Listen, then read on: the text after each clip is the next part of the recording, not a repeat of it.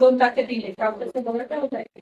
मग गोळा कशासाठी काढायचा ते काढलं. डायबिटीस नाही ना त्यांना प्लेन बनवायसाठी खायची कडक खायचं नाही.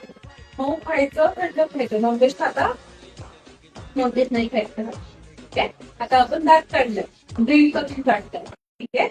ते काय होणार त्याची हिलिंग असते ती ते कोणी जखम होणार. ठीक आहे. थोडे सूजन होणार ती बर्फाने शेकायची 24 तासाच्या आत. ठीक आहे. आणि थोडं थंड खायचं. डायबिटीस नाही आपल्याला बीपी आहे तर थंड आईस्क्रीम चालते. प्लेन मध्ये आईस्क्रीम खायची चिक्की चिंगम चिकन असलं काहीही खायचं नाही. ठीक आहे. 24 तासानंतर कोमट मिठाच्या गुळण्या करायच्या. पोटतिका जीभ लावायचं नाही. ठीक आहे.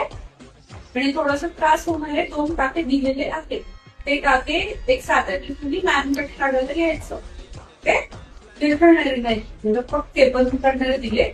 आणि कदाचित ब्लिडिंग झाली ठीक आहे घाबरायचं नाही. आपल्याला बीपी आहे तसं मी एनएसटीचं दिलंय की थोडी ब्लिडिंग होणार नॉर्मल आहे आत गिळायचं. ठीक आहे.